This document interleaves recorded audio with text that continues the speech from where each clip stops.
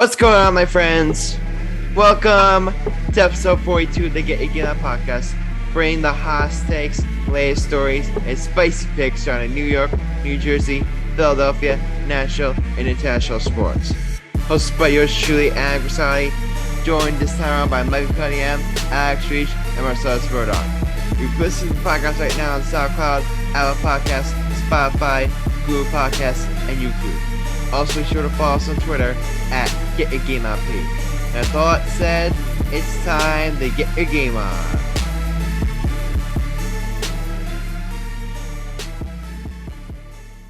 Yo, guys, I'm mad right now. So, as usual. Not as usual, Michael. Be honest, like, when have I ever genuinely gotten mad on this podcast? Every time the Yankees lose. A handful of times. I was like, fuck you right now. Michael, I'm going to have to suspend you for an episode one day. You're going to get us in trouble. Adam, we keep it raw and gangster on this podcast. We keep it raw. All dogs in here. We brutal. Like Alex's hair. Alex is like what's this called? Unibrow is in one direction. We're going up. And also his back hair, I don't even know. That's just a different story. No, I'm playing. I love it. I love it. That's my brother. All right. But guys, you guys know why I'm mad. I'm mad because my sports teams stink. And we'll start off with one. We're going to start off with my first team that stinks, and we'll get to the other one later on, like in the show. But we're going to start off with week 2 in the NFL, and fortunately, we were scheduled to do an episode like for Friday to recap Thursday Night Football, but unfortunately, we couldn't do that. So we're going to have to recap Thursday Night Football now. Guys, I got to shout out John Ostrowski of the New York podcast. In his last episode, you know what he said? What do you say, dog? The Giants are good enough to lose. That's what he said in his exact words. And you know what? He's right. He's right. I could not, as a Giants fan, I genuinely could not agree with that statement more. The Giants lost to the Washington football team 30-29 Thursday Night Football in a game where, let's be honest, guys, they should have won. This was a game that the Giants should have won. Like, I you could give me like all the excuses, like, that was a bad penalty on Dexter Lawrence, all that stuff. You can give me all the excuses you want. Here's the thing at the end of the day, guys. Here's the thing, and here's something that I've learned like throughout the years as a sports fan. Bad teams find ways to lose games. It's just that simple. Bad teams find ways to lose games. The Giants, this is their 5th straight year now, going 0-2 to start the season. The 5th straight year.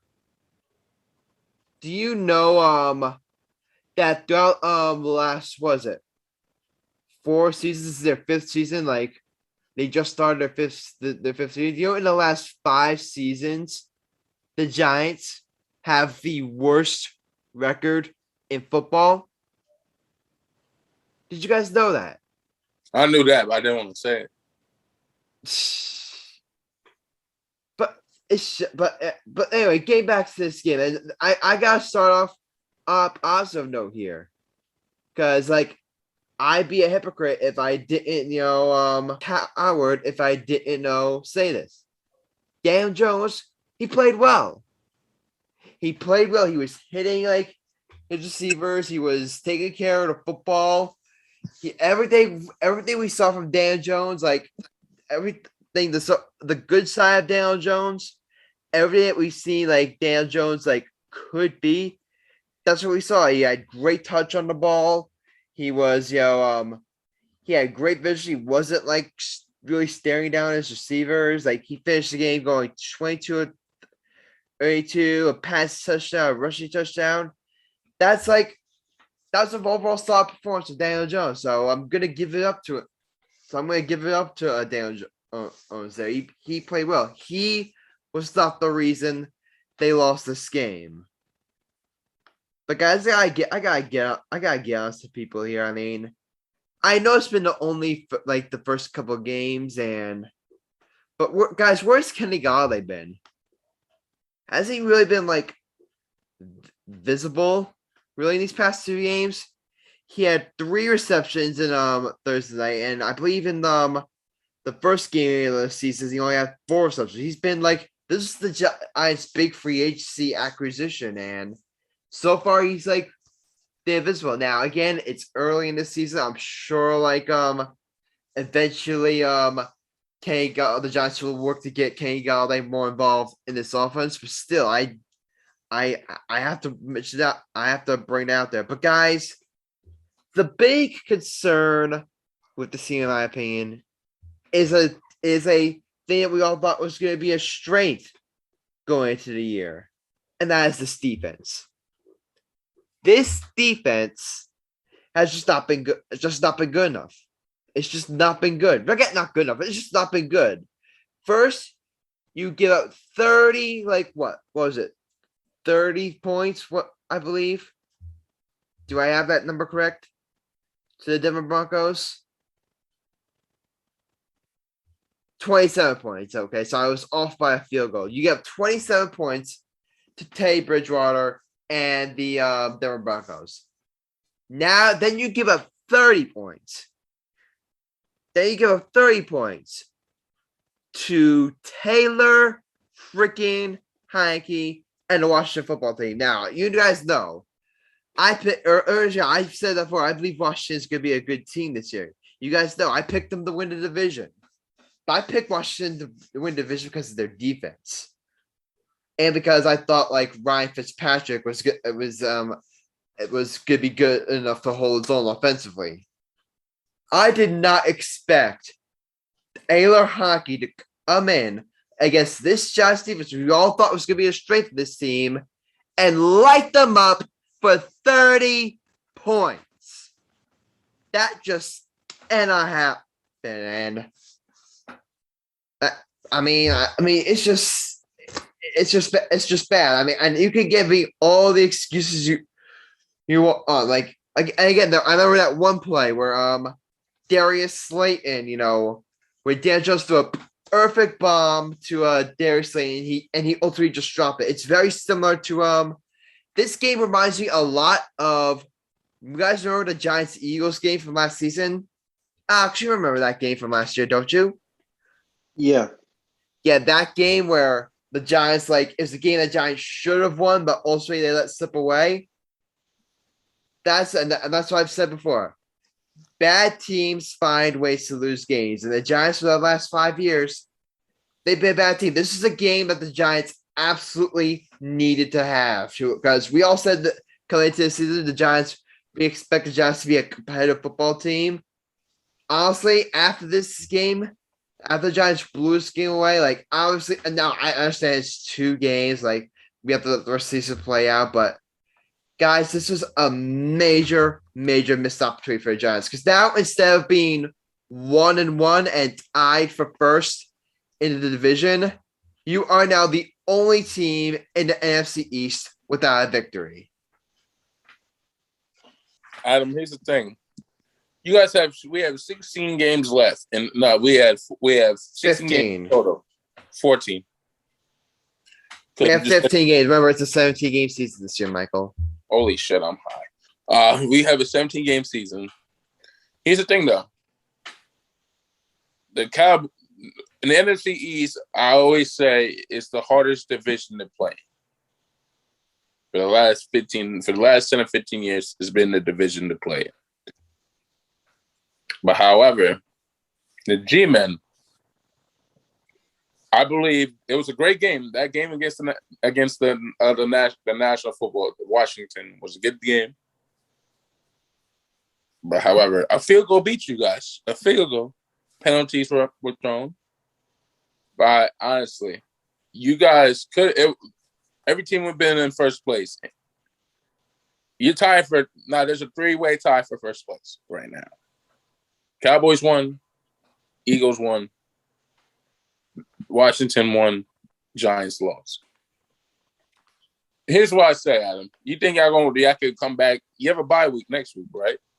No, we don't. We don't have a bye week until I believe week 10. Who do you guys play? Who we play? We play. We play the Falcons next. Which, guys, Michael, I'm gonna talk about this upcoming game against the Falcons. You have the Falcons at home. Falcons are supposed to be one of the worst teams in the NFL this season. If the Giants don't find a way to win this game, if they don't beat Atlanta, then that's it. Season's done. Season's done. Just tank the season. Fire the Gettleman. Get Gettleman out of here. Just, oh my God. That's it. That's pretty much it. I can't see the Giants, bouncing back off that. Because after the Falcons game, you have the Saints on the road. I don't like the chances of that one. You have the Cowboys, Cowboys on the road. Again, I don't like, maybe they might be able to steal that one from the Cowboys, but you know what? I don't like their chances. Whoa. I said maybe. I said maybe. I'm about to say, you've been smoking the Zaza. All right. Then you got the Rams at home. Yeah, it's at home, but you know what? The Rams are just that good. But you know what? The Rams just been good this year. Then you got the Panthers, and have you seen? Wait, we're gonna get into it later, but have you seen the way Sam Darnold's performing this season? Yeah, it's at home, but you know what? With the way Sam Darnold's performing, I don't like the chances of that one either. Then you have the Chiefs. You really are gonna tell me the Giants are gonna go into Kansas City and beat the Chiefs? Please. Then after that, before the bye week, you have the Oakland Raiders at home. Guys, I'm going to be honest right now. The Giants would be lucky, in my opinion, with this loss to Washington. The Giants would be lucky to get to the bye week with 3 wins. They'd be lucky to get to the bye week with 3 wins. And that's what makes this loss against Washington so worse, because this is one of the few winnable games that they have, at least for the foreseeable future. This is one of those games where you're in it against a division rival. You need to come away with this win, but you ultimately, you know what happens? You let it slip away. And you know what? That's exactly what this team has been doing for me for the past, 5 seasons. It's been 5 seasons, and you know what? I'm gonna be honest. As a Giants fan, I'm really sick and tired of it. I'm really sick and tired of having to come on this podcast and talk about the same old, uncompetitive New York Giants football. I'm sick and tired of it. But you know what? But we'll hopefully one day the Giants will be able to turn around. But you know what? It's just at this point, it's just same old for this Giants team. And I don't know what's gonna take to get into John Mara's big fat head and realize that this team and the way he's running football operations, that this team needs and his organization needs a massive overhaul. I don't know what's gonna get into his head, but honestly, and I know I'm talking as if the season's over, and the season's over, but as a Giants fan, it's hard to feel optimistic about this team based on what I've seen from this team in the past and what I'm seeing from them in these first 2 games. It's very, very hard for me to be optimistic about this team. But next game against Atlanta is a must win. Next game against Atlanta is a must win. If the Giants lose to Atlanta next Sunday, you are going to hear a very, very irritated angry sign on this podcast. Alex, you're nodding. Why? I'm not feeling too good about the Giants this year. I think they better just tank it and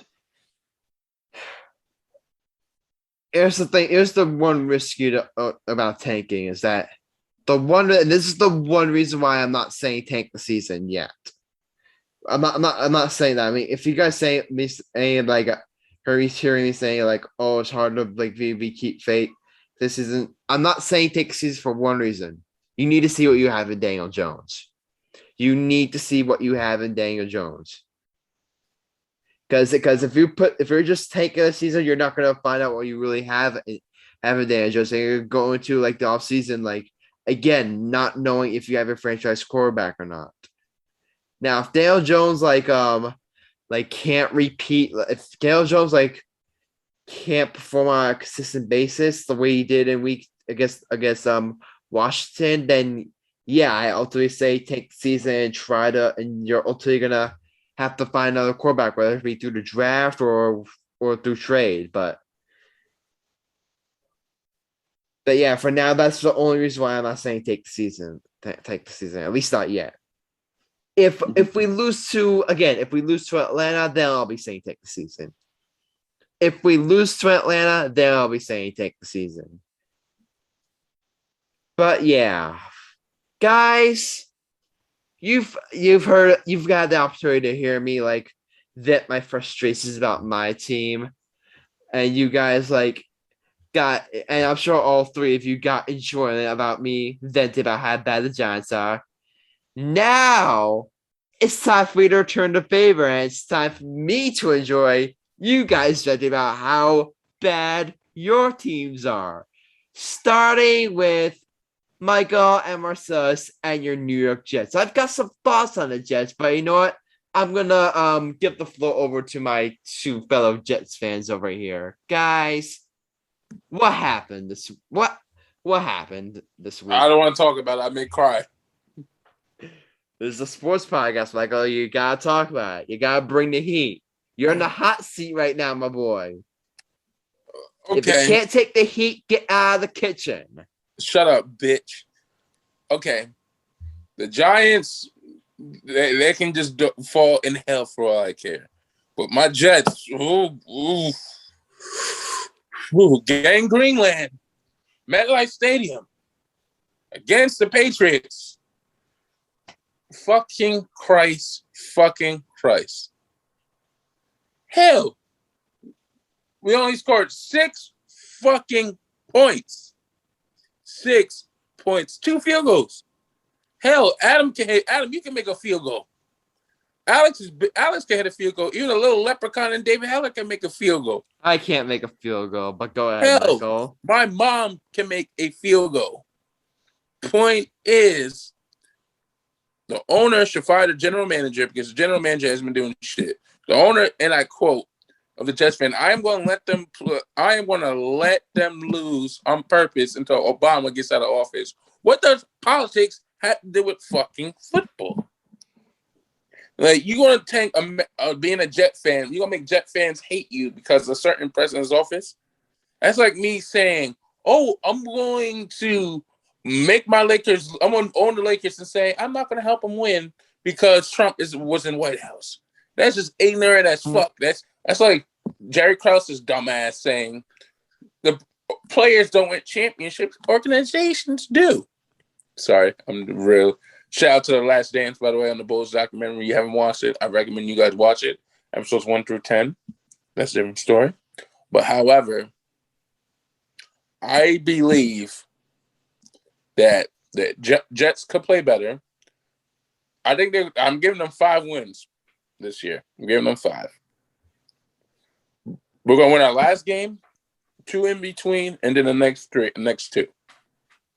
5 games I'm giving them, Adam. However, we shouldn't have played through the draft already. We already did that already. We just drafted the quarterback. I think the Jets need 2 wide receivers. Here's the thing. We get good players past their prime. For example, Michael Vick. Had him for the Jets one year.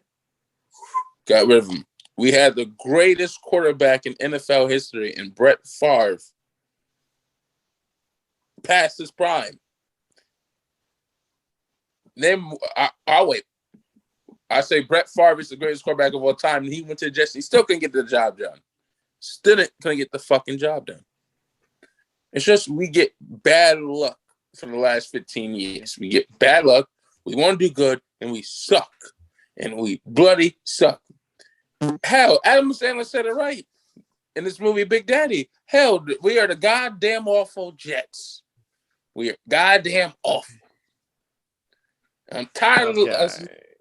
All right, I got. All right, I said for I have some thoughts on just Michael, and we gotta talk about the elephant in the room right now. You know that elephant? Who that elephant in the room is, Michael? John Brody's hairline? No.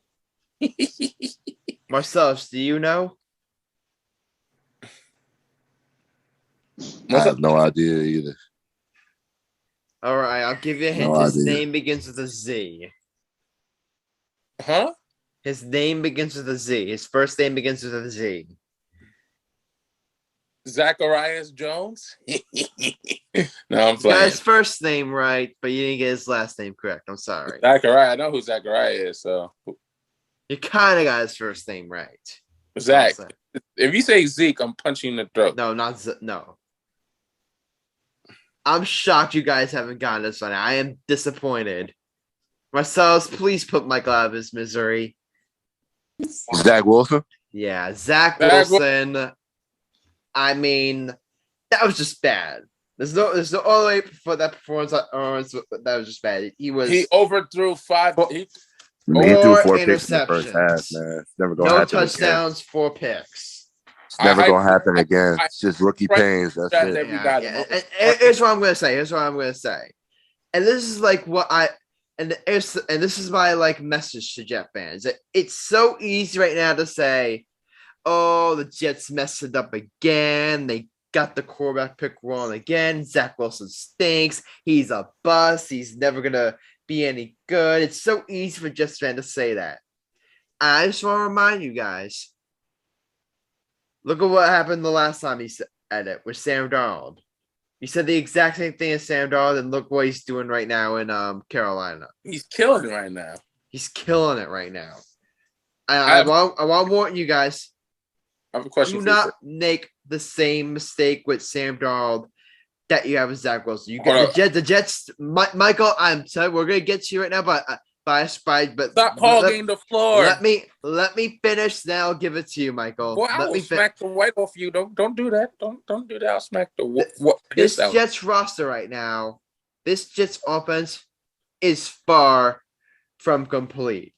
This aside from like Elijah Moore, like they don't have that many weapons for Zach. This is still like a rebuilding offense, and you have a rookie quarterback going to an offense that is let's be honest, is still in the process of rebuilding.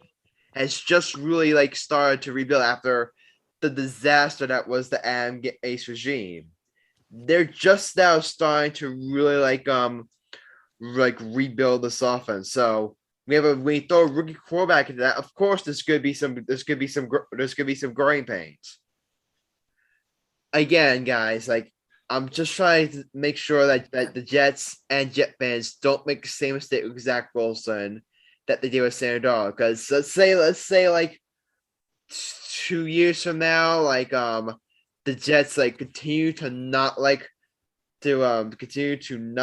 get it right offensively. They don't surround Zach Wilson with the right supporting cast, and they're gonna be in the exact same situation. They're gonna let Zach Wilson go, and Zach Wilson's gonna be doing what Sam Darnold is right now, but for another team. They need to make sure they surround Zach Wilson with a good supporting cast. That's not something they could do really this really right now this season, and it's all about getting Zach Wilson experience. But they just need to make sure I hate the offseason, which I know is way too early to talk about the offseason right now, but just need to make sure that they surround this kid with talent. Again, just like with Sam Darnold, they never gave Sam Darnold a fair shot. They need to give Zach Wilson a fair shot. I'm sorry, Michael. Go ahead. Damn, I forgot my thought because somebody was going yap, yap, yap, yap, yap, yap. all joking aside, I feel like the problem is you leave the Jets, you do better as QBs. I have seen it many times. When Brett Favre left the Jets, he became the old Brett Favre in Minnesota. Sam Darnold with the Panthers. It's just they do better. Geno Smith. However, I think we do better once we leave. We do better as QBs. But however, Zach Wilson is going to play great. He's a great quarterback. He just had an off game. Hell, it's football. As Jets fans, we are crazy, crazy fans. All of New York fans, if we don't get our way, we riot. For example, I wanted them to go after, I hope when this contract expired, we should went after Brady. Hell, I hate Brady, but if he comes knocking to the Cowboys' door, I'm going to take it. Point is, Adam, I believe the Cowboys are going to do better and the Jets are going to do better. But the Jets need to fire their head coach. You can't fire their head coach. It's only his first year. No, not the head coach, but the general manager got to go. He's been there for a long time. He sucks. Joe Douglas, I'm gonna call you out there. I don't think the Jets should necessarily fire Joe Douglas because again, like he's been. This is Joe Douglas's first year away from Adam Gase. This is his first year away from Adam Gase. So I want to give Joe Douglas a chance to really complete his vision. But you do bring up a good point there, Michael. And this is another point I want to make with the Giants. All right, and Dave Gettleman. I forgot to bring up this point with Dave Gettleman. Dave Gettleman could make all the flash moves he wants. He signed Kenny Galladay. That's a great move. He got Leonard Williams is great. But you can look at all the good moves that Dave Gettleman has made. At the end of the day, the Giants need to start winning some games. They need to start winning some games in order to validate keeping Gettleman around as general manager. And same thing with the Jets. Yes, Joe Douglas has been dealt a bad hand. Yes, Joe Douglas was as attached to the worst head coach or one of the worst head coaches in NFL history.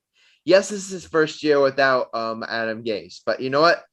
Eventually, they just need to start winning some games. Eventually, in order to validate Joe Douglas being the team's general manager, just to eventually start winning some games. You don't get lifetime contracts in the NFL where you can just take as long as you want to rebuild. No, eventually you need to start showing some results. Marcellus, I'm sorry we didn't get a chance to talk to you. Go ahead. I think, I don't know, we're probably not going to be good this year again. Everybody's clowning Zach Wilson. I don't like him personally either. I don't think we should have drafted him. I'm starting to see signs of him growing. It's just rookie pains he's going through. He'll be all right. It's a big adjustment going from college to the NFL. Right now, the Jets don't also have a good offensive line as well. So, it's just tough. It's a tough position for him, really. He seems like the type to never quit. He seems like he has that heart in him. So, I believe that maybe he'll be able to turn around. But it's probably going to take maybe at max 2 years. I just don't think right now would really be his time. Yeah. Because he's still learning. So, it's probably going to be another down year for us as well. That's just the direction we're going in right now. We're not going to be good for a while. But once we are, it will be a good sight to see for sure. Again, I don't know if you heard me saying it, Marcellus, but you guys, you can't spread a narrative of, Zach Wilson's a bust. He's the problem that just messed up a quarterback again because you guys did the exact same thing as Sam Darnold, and look what's happening right now. Look what Sam Darnold's doing in Carolina. Yeah, I kind of was telling people that was most likely going to happen. I just have a feeling, just because whenever people leave us, they seem to play better. But it's fine. I mean, Sam Darnold looks good. I mean, he looks good in Carolina. Yeah, so just need to make sure that they don't mess up Zach Wilson's development. They cannot they cannot get Zach Wilson's development wrong because no, we can't. They can't. Because if the worst they cap for the Jets is the same thing happened with Sandar, where they mess up Zach Wilson's development, Zach Wilson goes elsewhere and he starts like playing well. That's the absolute worst thing that can happen to the Jets. Yeah, if that happens, then I don't know. I don't know. I don't think any quarterback is ever going to trust the Jets organization again. Probably not. Probably not. I mean, I wouldn't. All right. It is what it is. I mean, Alex, we're going to get to your Eagles in a second, but guys, can we send our thoughts and prayers to our fellow co-host Chris Kuhn right now?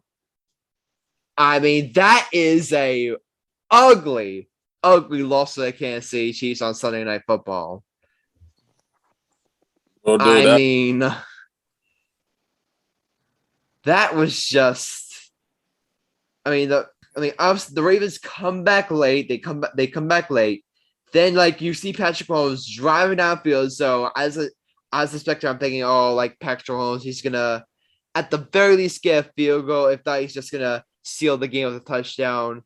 Then what happens? Kansas City fumbles it, and Baltimore recovers it. Baltimore ultimately escapes with the win. This is a game where Kansas City was up by a decent margin. Kansas City was up by what, 35-23? I believe. Yeah. But yeah, that is just an ugly loss for the Kansas City Chiefs. So, Chris Kieran, if you're listening to this episode, our thoughts and prayers are with you, my brother. Our thoughts and prayers are with you. What's that supposed to mean, Michael? When the moral smallest violin, they hear the tears. So, Chris, next time, just play the SpongeBob clip. Never mind, because I don't play a SpongeBob clip because I don't want us to get sued for copyright. We almost to get your game on, fans. We almost did get sued. We did. Keep that behind the scenes, Michael. Keep that behind the scenes. You know what time it is, baby. We're almost there, Michael. But before we get to Mike's hot take, I gotta I enjoyed the pain of Michael and Marcellus Ellis, but now I've got to get to the pain of my friend Alexander Reach. Alex, I hate to say I told you so, but I freaking told you so. Eagles they played great week one. I guess yes, I'll give that. You played excellent week one, but it was against the lowly Atlanta Falcons. So what happens? The Eagles play a real team in the San Francisco 49ers, and what happens? They lose. So Alex, my friend, the floor is yours. Okay. And we also got to talk about my Cowboys too. So first off, I want to say I hope Brandon Graham gets well soon after healing. Oh yeah, that's a nasty injury. I don't think I saw that. What happened to that play? I'm not really positive, but I think he did something to his leg, and it came back as a tear, and he's out for the rest of the season. That's a big blow. Yeah. So,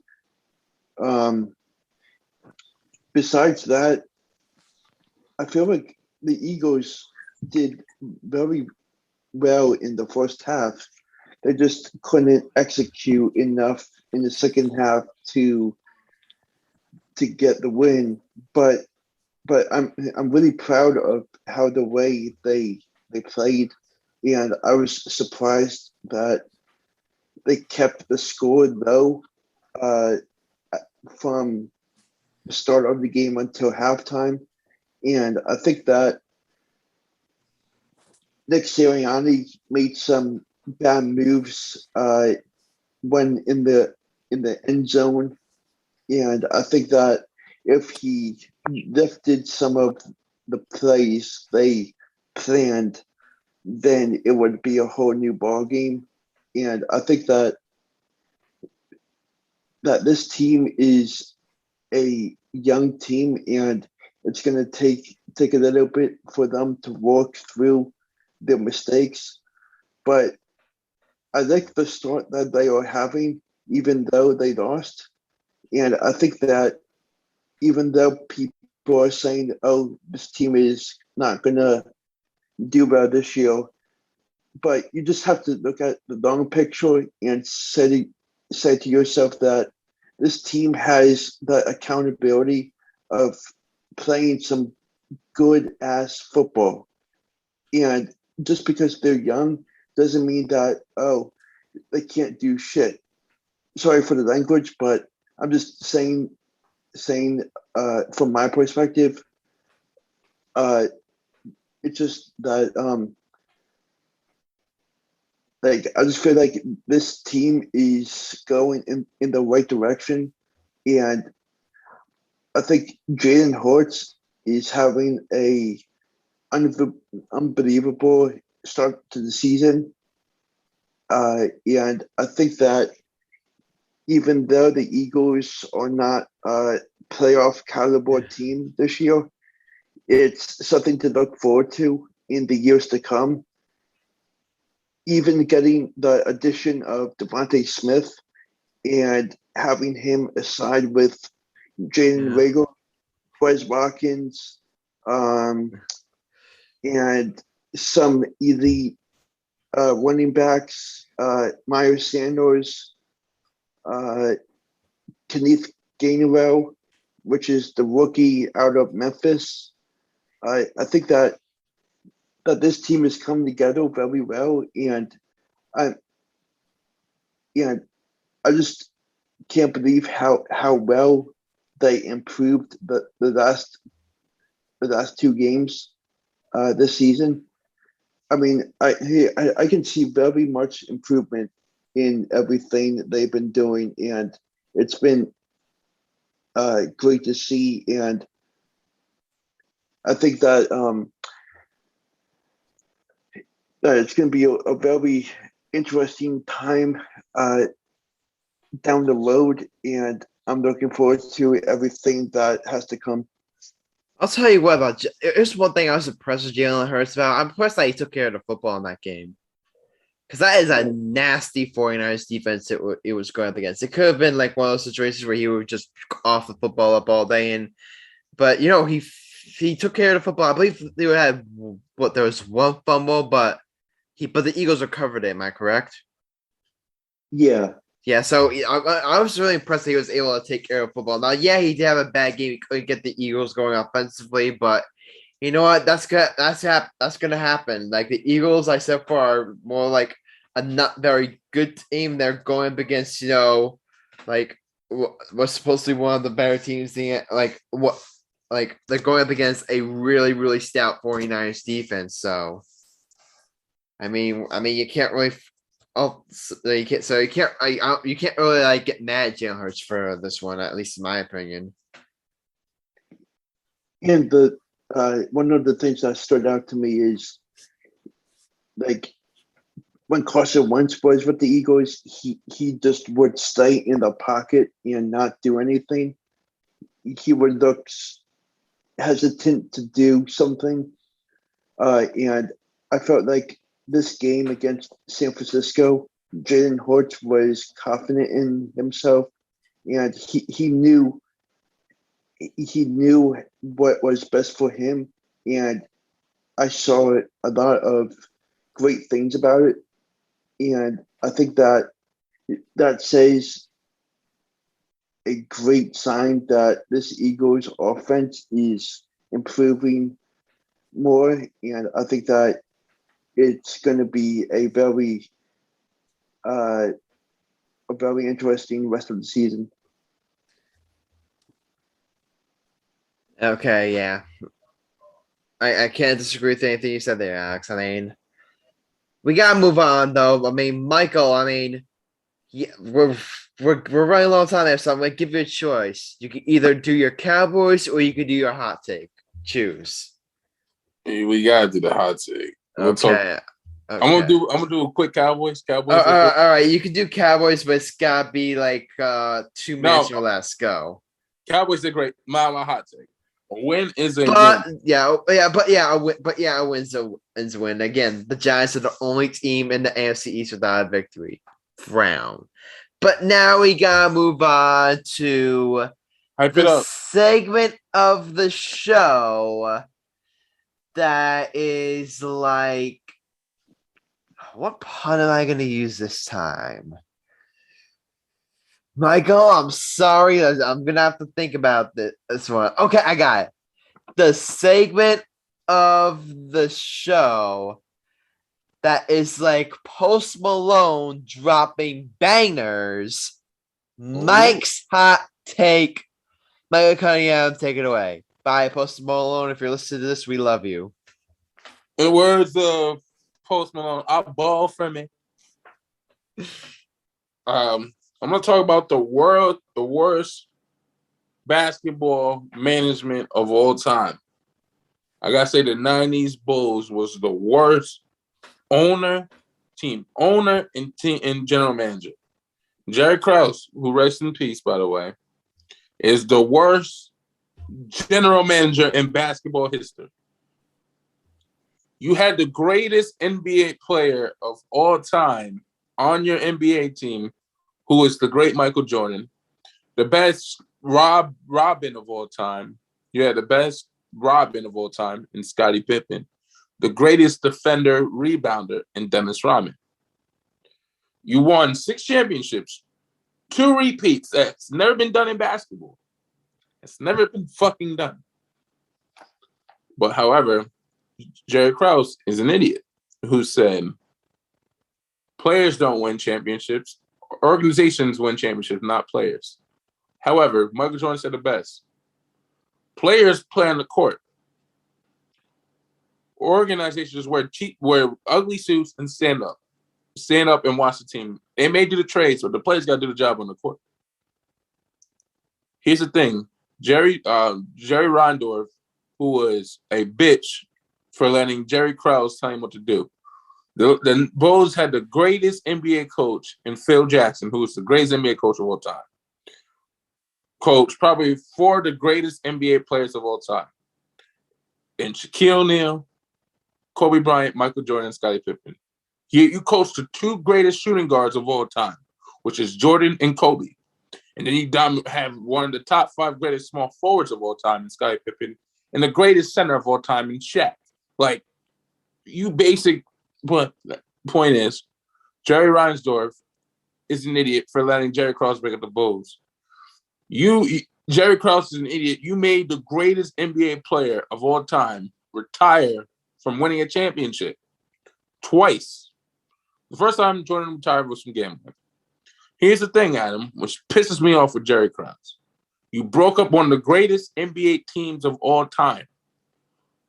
2 6-peats, 2 3-peats. Back to back to back, took a year and a half off, back to back to back. Hell, I would have said this on record. If Jerry Reinsdorf and Jerry Krause didn't break up the Bulls, I swear, the 98-95-9 season, Bulls would have won the championship. Jordan would have retired as a Bull. You could have kept Pippen. If Jordan would have stayed, if you were trying to make Jordan start from scratch, you guys had a great formula. There's a saying, don't break. If it ain't broke, don't fix it. You had a great system and you blew it. So Jerry Krause, you probably don't take a man in Chicago. I hate you for ruining the greatest Bulls of all time. And now you trying to sign T-Mac in 99, 2000, 2001. You chased the greatest NBA player out of Chicago. What thinks that player's going to sign with you, bro? You're a disgrace to basketball. You make me, first of all, you make me a 27-year-old man that hasn't coached, only coached more than you, watched the game more than you, I would have been a better GM than you. And I was 4 at the time. I've been a better GM than you. Jerry Ryan, boys, I know you guys. Let me ask you, Alex, Marcellus, Adam. You guys ever heard of Jerry Krause by any chance? Yeah, I know Jerry Krause. Yeah, I've heard of him. I've definitely heard of him. Alex, how about you, big dog? You heard of Jerry Krause? Yeah, I've heard of him. You guys saw the Last Dance documentary? Have you? Everything we all did in quarantine last year. Of course. We all watched the Last Dance. I missed it. Alex, I know you have because me and you we talked about watching Last Dance. I missed them. Honestly, it's good. That was one of my biggest regrets in life. Alex, I know you watched it because me and you used to update each other. Am I right? I know you have, brother. Am I right? Yep. Adam, if I were you, you got Netflix, watch it. It will change your life on basketball. However, I'm saying, Adam, if you were Jerry Krause, would you break up those and have you build with Michael Jordan as the greatest player of all time championship? Have those that won the championship from 97 and 98 Bulls and keep that team. Phil Jackson, keep your payments from Phil Jackson. Keep the same team or rebuild from scratch and you don't have a chance for it and you can rebuild. What'll be your choice? Because you know my choice is. Michael, I always try to keep the same team together. I completely agree with everything you're saying. It's hard. Alex, how about you? Would you break that legendary Bulls team? I'm gonna ask all y'all. Alex, how about you? Yeah. Adam, Marcellus, how about you, Cuzzo? Would you bring up both team, the one that won the second three-peat? No, I would keep the same team as well. So, Jerry Krause, I know you're in the afterlife of death, and I like talking about the dead, but you're probably one of the stupidest general managers in basketball history. At the Get Your Game On podcast, we describe you as Turkey of the afterlife for breaking up one of the greatest basketball teams of all time. Point is, Jerry Krause, you are an idiot for breaking up the Bulls. My dad was a Bulls fan, and he said the same thing. You won 6 championships. You guys were undefeated in the finals. Undefeated. It's all the greatest. You're the greatest rebounder to ever lace up a pair of sneakers, and Dennis Rodman. You probably have the best coach to ever wear a suit and coach in Phil Jackson, who was probably smoking some weed when he was coaching too. That's why he was so damn calm all the damn time. So, and you have Scottie Pippen, who was second option in NBA history. Point is, Jerry Krause and Jerry Reinsdorf. If I were Jerry Reinsdorf, I would have fired Jerry Krause.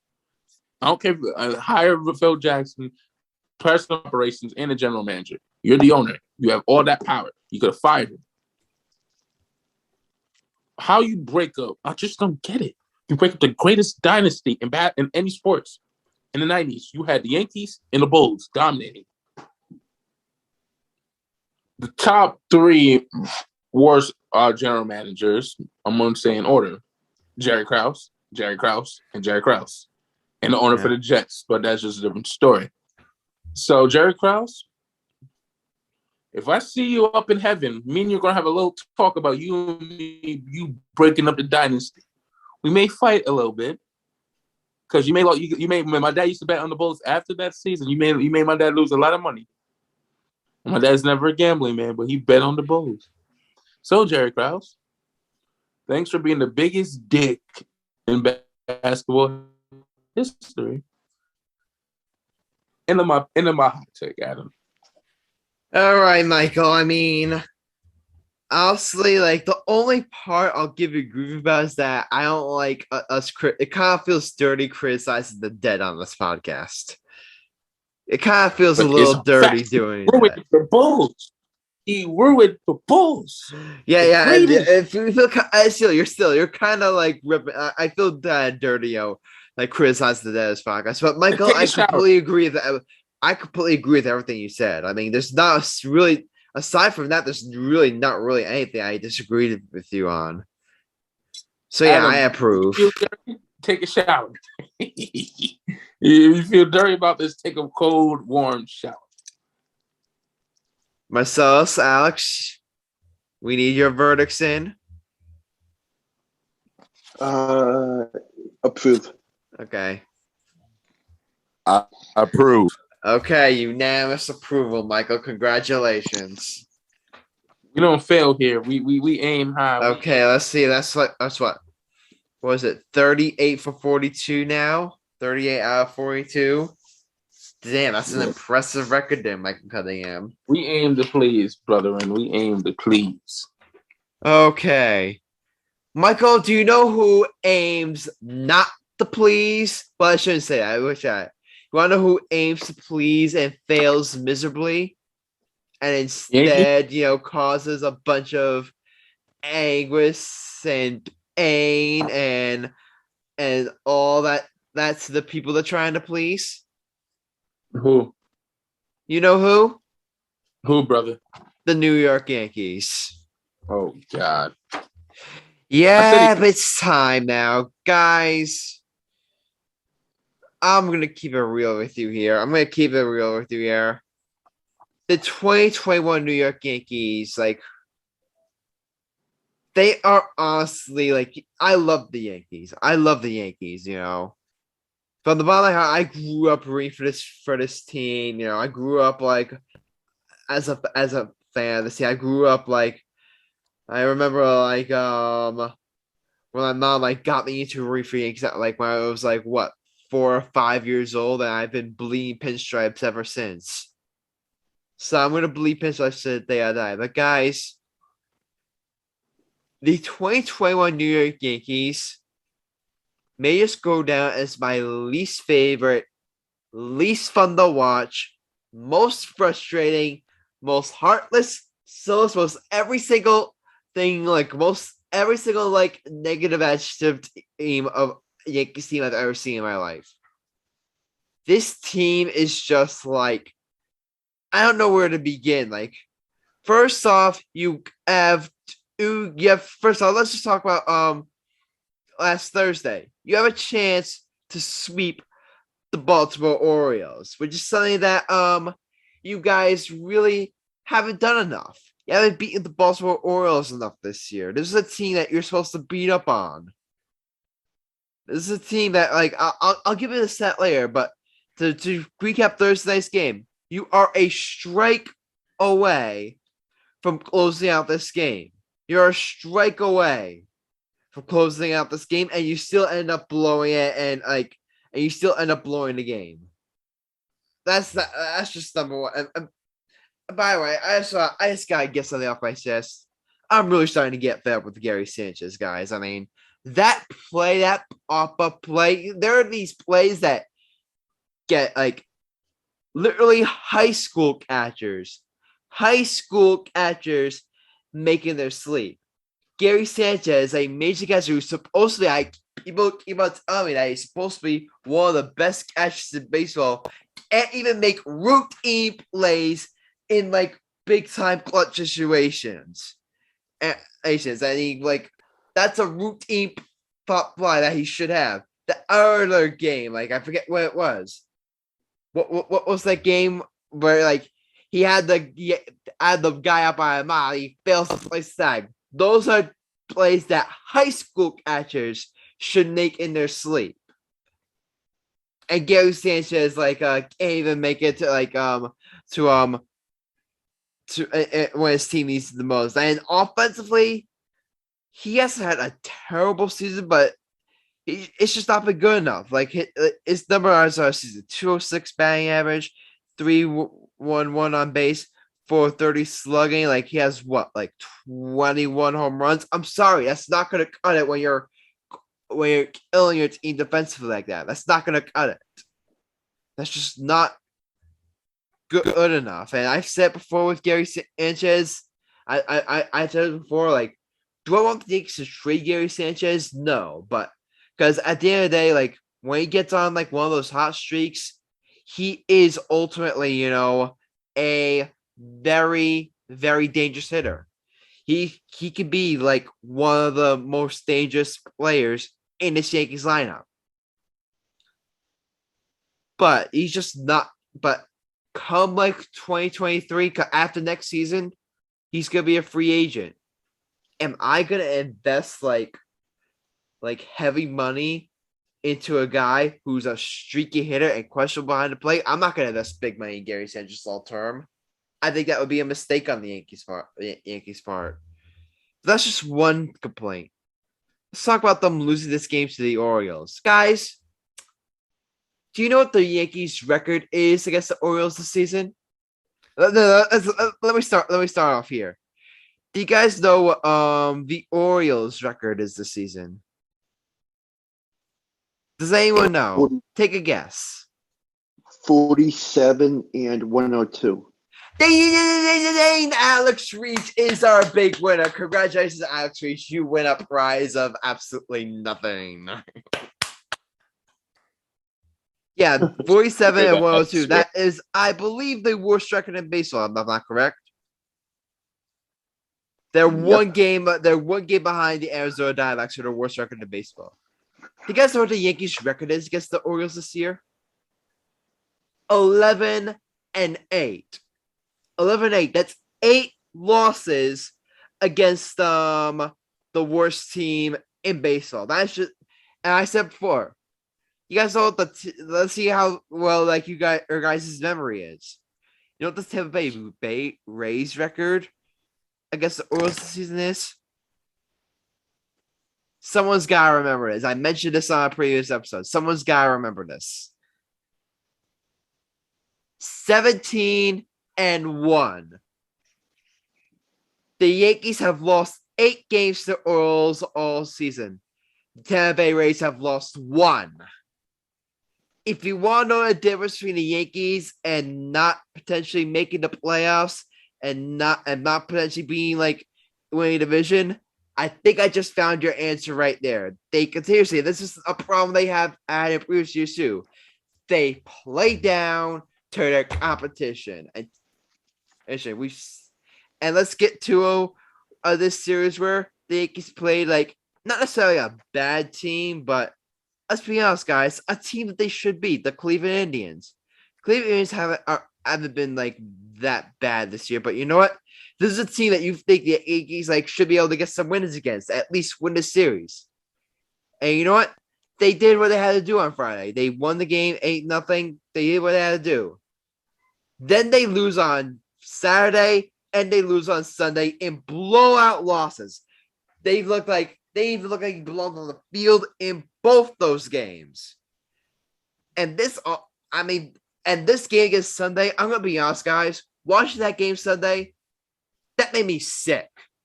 I literally was ashamed to be a Yankees fan watching that team play. That team looked lifeless. That team looked just every bad word. You had Garrett Cole on the mound. And you know what? I'm going to give Garrett Cole a break. He had a bad start. You know what? It happens.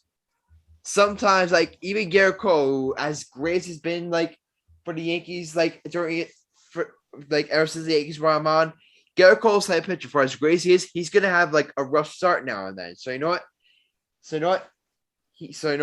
I'm going to give Garrett Cole a pass. But the way this team just looked in and like, I don't know if you guys saw this play where it was what was that? I forget who it was at the play, but it was like a routine ground ball to first. You know what the Yankees do? They loaf the play, and the guy ends up safe at first. It's this type of thing that makes me. When I saw it, guys, I literally just wanted to break something. I was just, oh my God, like, and this freaking offense, I said it before.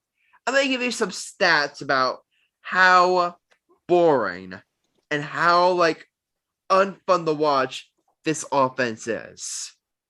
Because again, I said before, with all the analytics geeks out there, to all the Yankees Twitter analytics geeks out there that love love the three true outcome guys. Like they believe home runs and walks are the way to win.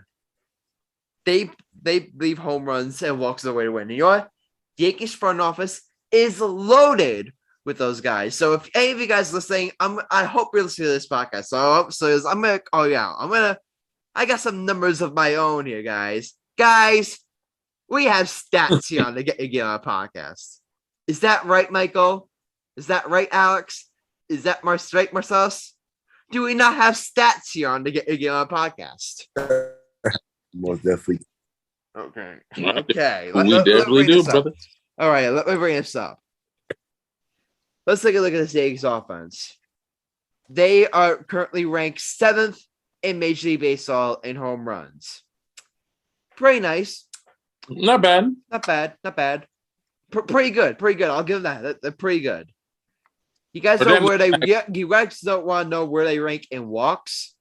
Where? They're first in Major League Baseball in walks.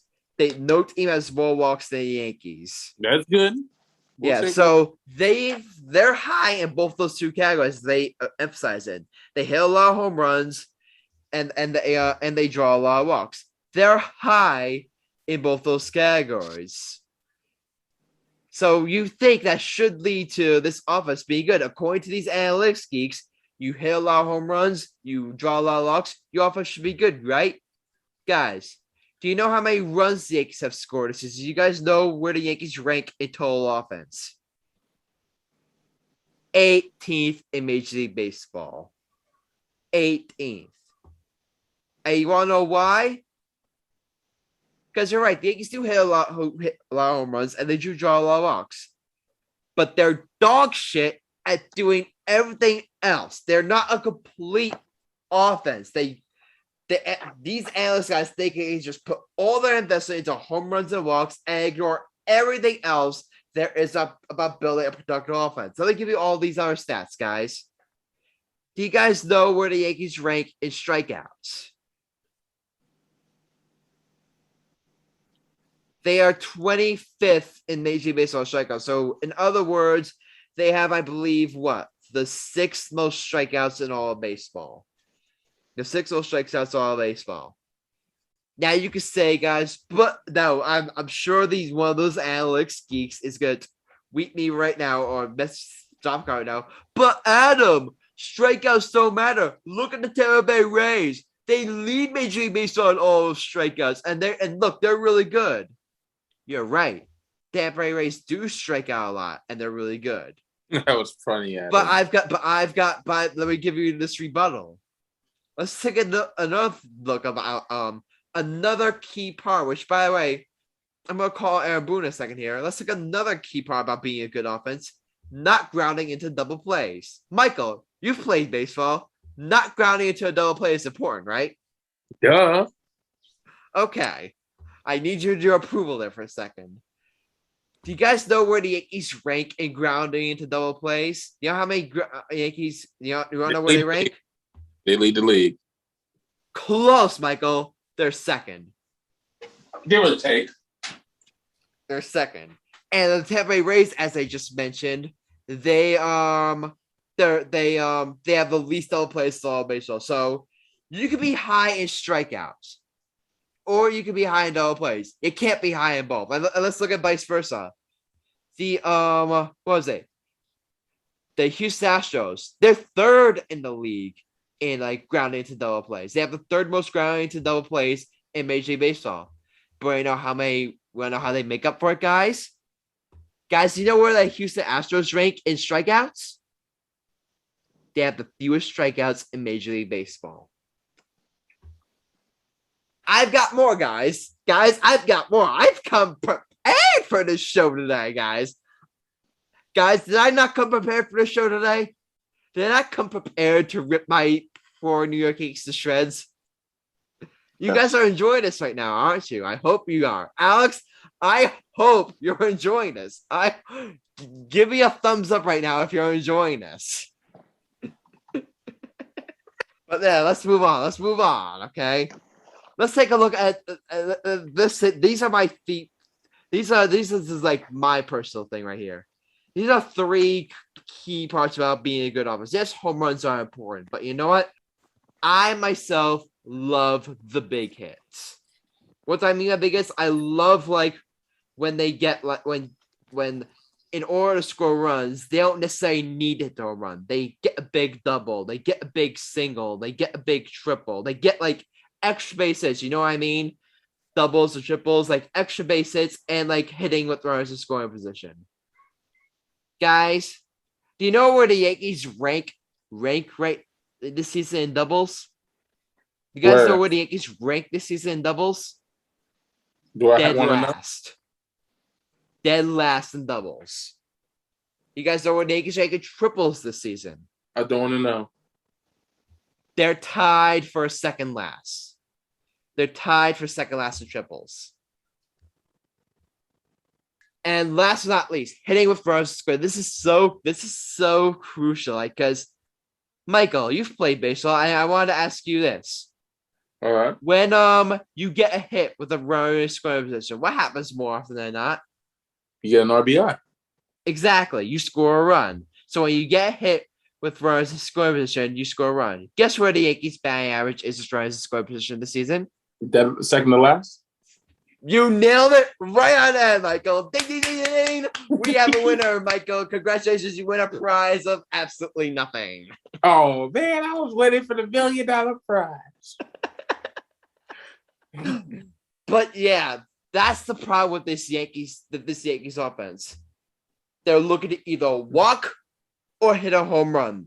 They're just a bunch of guys that they have the same exact approach every single time. It's boring, it looks lifeless, and and you cannot tell me, guys, you cannot tell me that opposing teams and pitchers aren't picking up on this. Because they're looking at the Yankees offense thinking, man, all I gotta do is not walk them or not hit a home run, and they're not really gonna be able to do anything. And we're gonna be able to win some games and shut the Yankees offense down. And that's exactly what happened. The Yankees offense scored 3 runs and 1 run this past game against the Cleveland Indians. And getting back to before, I've heard people in the analyst community say that batting average of runs scored doesn't really mean that much. It doesn't really mean that much. A lot of good teams don't hit roll for us to score mission. Okay, guys. Let me look at this batting graphs right now. The batting averages of runs scored position across the entire league. I said before, the Yankees were second to last. You know who's dead last? The pitcher Pirates. They're not really a good team, right? A team you just mentioned. Know who's third last? The Baltimore Orioles. I think they're a bad team, guys. I'm pretty sure they're a bad team. Marcellus, your New York Mets rank 4th. 4th last in batting average runners in scoring position. Yes. That's rank 4th. Bit. Okay. Let's look at 5th. Arizona Diamondbacks, again, another crappy team. Minnesota Twins, another crappy team, is ranked 6th. 7th, we have the Chicago Cubs. They're not that good. Then we have the Miami Marlins in 8th. Then we have the Texas Rangers in what was it, 8th? I'm not sure. I'm losing count because I'm trying to make sure I get this all right. They're 9th. Then in 10th, we finally got one here. With 10th, we have the Milwaukee Brewers.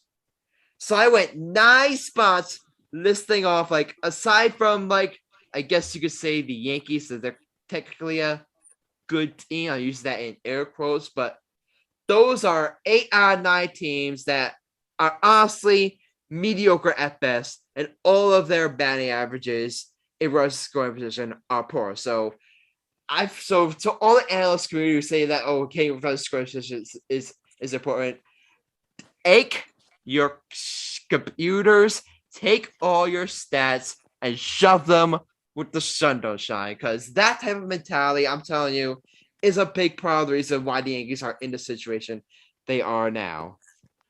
And it's very frustrating. It's very frustrating as a Yankees fan to see this team. It's not just the fact that that they're now a game and a half out of the playoffs. It's not just that; it's just how lifeless they look. They're just not fun to watch. They're just not fun to watch. This type of brand of baseball that they play, it's just not fun to watch, and it's very, very disheartening. And going into the offseason, they need to make changes. I'm sorry, Aaron Boone, who I like Aaron Boone personally. He seems to be a great guy, seems to be a great father, great fan. All that is true.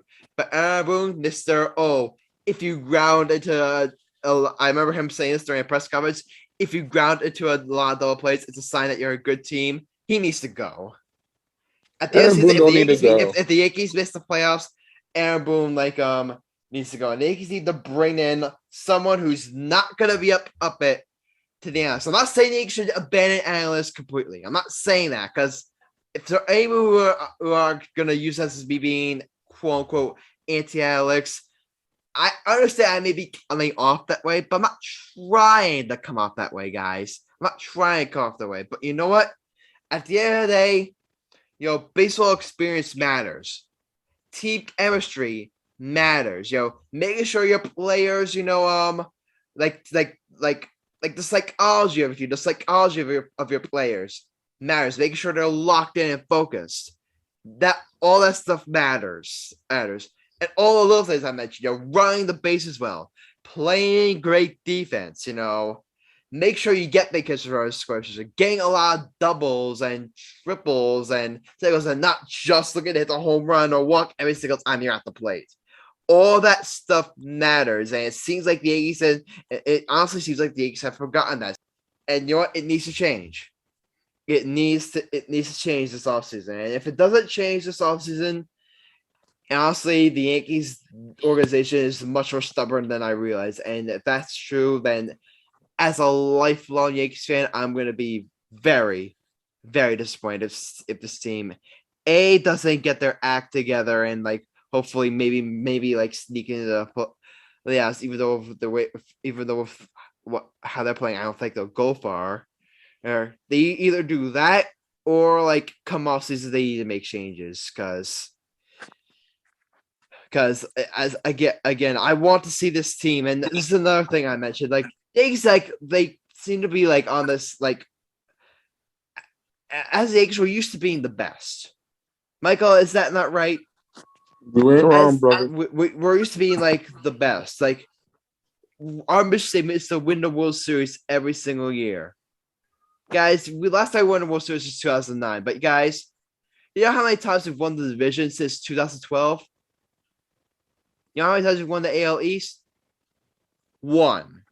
We've won the division 1 time since 2012. That was in 2019. So for the Yankees, my message to the Yankees that they act like they're arrogant, that they've done a lot. You guys haven't done a lot.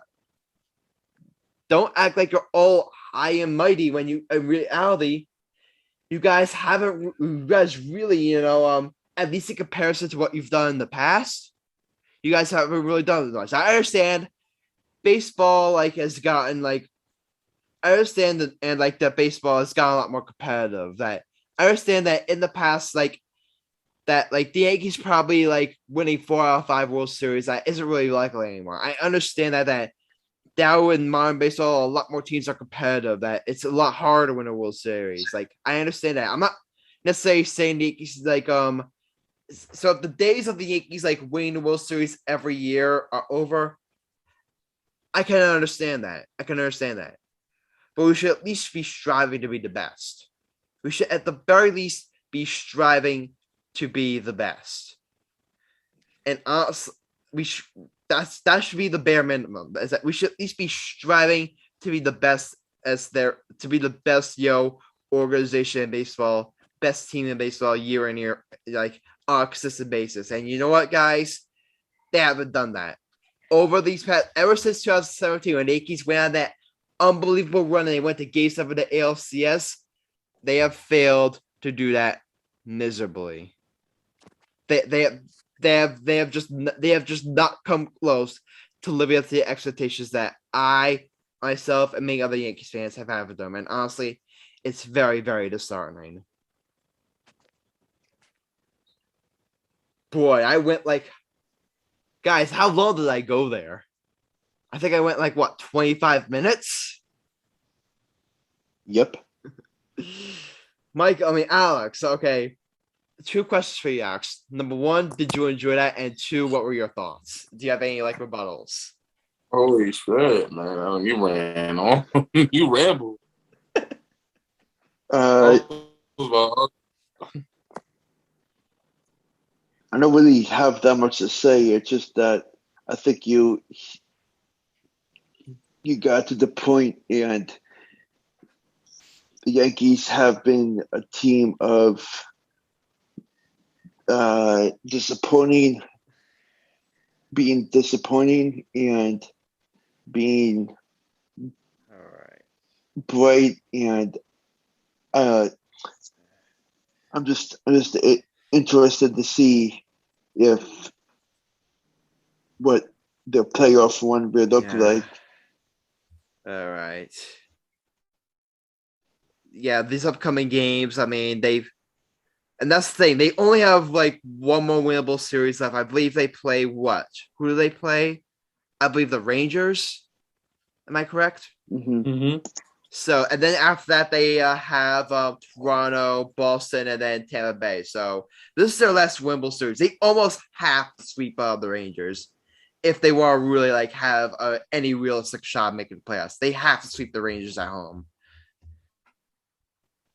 If the Yankees end up losing like even one game, like, or God forbid, even more to the Rangers, come next podcast, I may end up having to do another 25-minute rant. Okay, I mean, we're running a lot of time, like, guys, but you know what? Alex, my friend, I'm going to give you no more than like 5 minutes to talk about your Philadelphia Phillies being one game out of the National League East. Go ahead, Mike. I'm sorry, 2 games. He's going to be happy. He's going to. I'm sorry, 2 games. I believe they were 1 game back. Am I correct? And then they dropped the game today? They dropped the game today because they lost. They snapped their 4-game winning streak last night. Adam. Although that happened, they've been playing absolutely fantastic baseball the past 6 games or so. And I think that people don't talk enough about what Bryce Harper has been doing, and he's been so talented. I said before, Bryce Harper, like, in my opinion, if the Phillies like make the playoffs, I think Bryce Harper should win an MVP. Yeah. I definitely he think is quietly having an amazing season. And plus, without having Rhys Hoskins in the lineup, he's been taking care of everything else, especially defensively. You could see last night he had a big grab near the first baseline, and it was a sliding catch, which was awesome to see. And I think that it just tells you how locked in he is day to day, and even the Phillies pitching has been off and on. I think this is a sign of them getting ready for this wild card run, possibly. And we just got to be cautious of Atlanta, and the Phillies definitely need to keep an eye on their next couple games, because I think it's going to be in 2 weeks. They will have to go up against Atlanta after, I'm not exactly sure when, but they play Baltimore starting there today, and then they play a 4-game series against Pittsburgh. And then I think after that, they they go to Atlanta. I think. I'm just You play checking right now. Baltimore and then Pittsburgh. Yeah, 7 games, like against both those teams, right? yeah.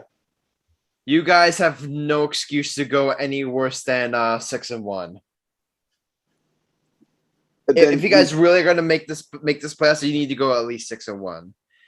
Maybe 5-2, like if you're lucky, but really you got like sweep or at least come close to sweeping both those series. I was just looking at the Atlanta Braves schedule, and they have a very interesting weekend matchup against San Diego before the Phillies come into town next Tuesday. Okay, so like who does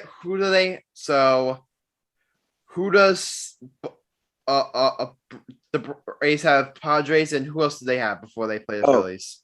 So starting tonight, they have a 4-game series against the Diamondbacks. Okay, so they're probably gonna sweep or at least take 3 from that one. But yeah, that Padres series is very interesting. I could see the Braves like losing a game, like a game or two there. Yeah, I think so. Yeah, this is your opportunity, Alex. I think this is his opportunity to get. Your goal should be that you guys heading into that series should be no worse than a game behind Atlanta. Mm-hmm. Say you go in that series against Atlanta, and then let's say you take 2 out of 3, and then all of a sudden you're tied. Yeah, and then at that point it's anyone's race. Mm-hmm. But so yeah. I hate to interrupt you, Alex, but guys, we are running really low on time. So yeah, you guys know what time it is? Best of the episode, baby. Okay, all right. It was all a dream. I used to read Word Up magazine. Okay, so guys, in my limousine. Guys, all of us lost our best this past episode. No, except for one. Marcellus, are you there? You were the only one this past week to win your bet. Congratulations. What was his bet? He had the Cubs over the Phillies. And who was other people's bets? And he had 17 points. Like, guys, I suck. I had the Yankees over the Twins like on Monday. Yankees won that game, but I had them on the spread and they only won by 1 run. So who was my bet? So I lost my bet, and guess what, guys? I've now lost 5 straight bets. Hold up, Cortina. What was my bet? Your bet was I'll give it to you right now just to make you happy. You had the Ravens over the Raiders on the Moneyline in Monday Night Football. I don't want to talk about that bet. I don't want to talk about it. The Ravens let me down that day. Guess what? I wish Chris was here because you know what, guys. No, funny story. Actually, we'll give Alex. You had the Red Sox over the Mariners on Moneyline, and you lost your bet. So, but guys, we originally put down Chris for his bet. We originally put down Washington over the Giants on the Moneyline. Chris actually contacted us and said that it was a mistake and he wanted the spread instead. So you know what? We changed it. We gave it a spread. Guess what, Chris? Washington beat the Giants, but they did not cover the spread. So, Chris, you get a big fat congratulations. You played yourself if you're listening to this. Do we have a new ringleader? No, we don't. Standings remain mostly the same. Michael, you remain our ringleader. You're in first place. 23-18 record, 207.91 points.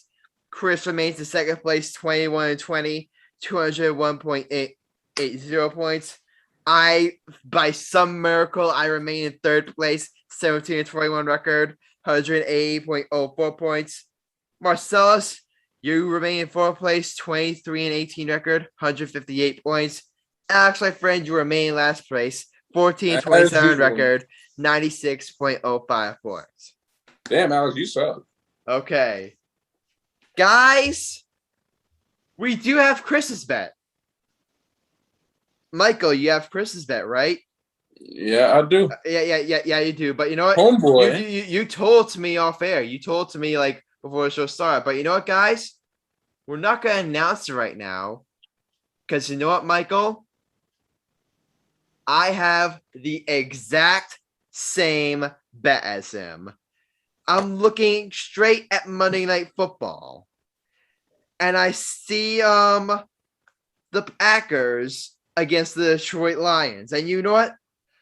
I'm not gonna call it like this. The Packers played like they played bad like to open the season.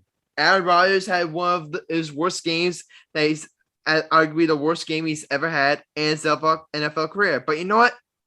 It's just one game, guys. It's just one game. You're really telling me that and you know what? The Packers were playing who are the Packers playing in week 1 again?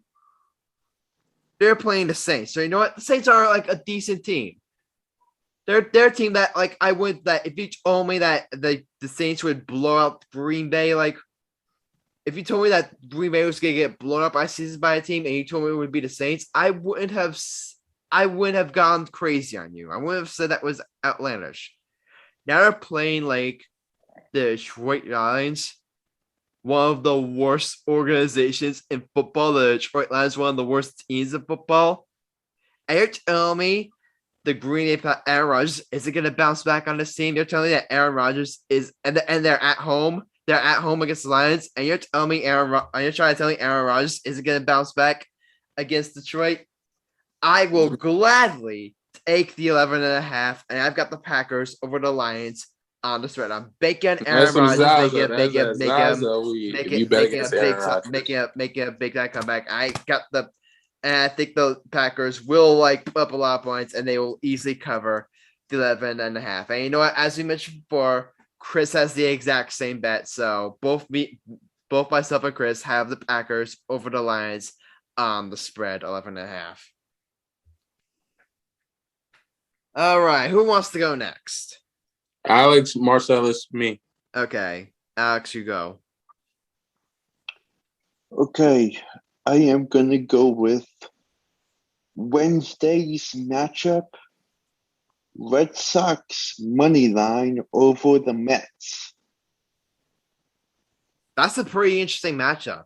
I like it. I like it, Alex. All right, Marcellus, go ahead. I got the Yankees with the spread 1.5.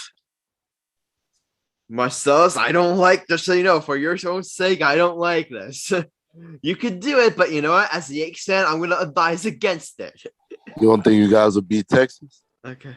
I mean, we are playing Texas, so I understand what you're saying there, but Marcellus, I made the exact same mistake last week, and look what happened. But you know what? Texas on the round, man. But Marcellus, yeah. As a Yankees fan, I'm skeptical about your bet, but as a Yankees fan, I'm both skeptical about your bet, but also I hope you're right. So Marcellus has the Yankees over the Rangers on the spread. Okay, last up, Michael Cunningham, Mr. Ringleader, go ahead. I've really been thinking lately. You know, I've been really scouting. I've been scouting at him. You know what I mean? I'm a scouter. I'm a student. I'm a student of the game. You know, I've been. You know what? I'm gonna pick a man. Last time I did a baseball bet, I won. Last time I did a football bet, I lost. Adam, what's my record, boo? What's my record, sweetheart? Your record is 23-18. I lost my last bet, so we call it the bounce back because Chris ain't taking first place, and that's another thing he got. If he thinks he's taking first place for me, then he got another thing coming. So, you know what? Ooh, man, you know what? I've really been scouting, Adam. You know, these are really good games we got for baseball. Royals versus Indians, Nationals versus Marlins, White Sox versus Tigers, Orioles versus Phillies. This is gonna make Alex feel better. This is gonna make Alex. This is gonna make Alex feel good. I'm taking this bet. He's smiling right now. He's smiling. I'm gonna go in Philly country. I'm gonna go Phillies over Orioles money line. I like it. I like it. Now I'm gonna get greedy. Bryce Harper gave me 1 hit. Okay, so you're doing a same game parlay? Same game parlay. Okay, I gotcha. Phillies win. Bryce Harper getting a hit. If he doesn't get a hit, I'm gonna cry. I'm getting greedy. Adam, I got to swing for the fences, baby. Okay. And the Orioles and the Phillies lost to the Mets. So Alex, I swear to God, I'm gonna kill you if the Phillies lose. I'm gonna kill you. Okay, we're gonna have to end the podcast episode right now before Michael gets us in trouble. But go ahead, Alex. They will not lose. The game is in Philly. Alex, home field advantage. Home field advantage. Alex, that's all for our bets. That's all for this episode. So I cannot believe I just went 25 minutes ripping the New York Yankees to shreds. No, that guy, my friend, is gonna go down as probably like one of my top moments from this podcast. Along with the time where I completely lost on Alex when he said like Giannis was gonna shut down KD. Remember that, Alex? Giannis did shut down KD. He shut down KD, but that's a topic for another. He played well, but he didn't quote unquote shut down KD. But that's a debate for another time. But that probably is gonna go up there as probably one of the all-time moments from the history of this podcast. So, do you guys have any final thoughts? All right, that's it. This has been episode 42 of the Get Again podcast with yours truly, Adam Grassani, Michael Cunningham, Alex Reach, and Marcellus Murdoch. If you like what you heard, leave a like and follow or subscribe to the podcast. Also, if you want to join the conversation, drop a comment for a review, and we may feature it in future episodes. Remember, my friends, don't assume your dreams are just fantasy. If you can match a world, believe in it and dive in. See you next time, and until then, stay lit. And we're out.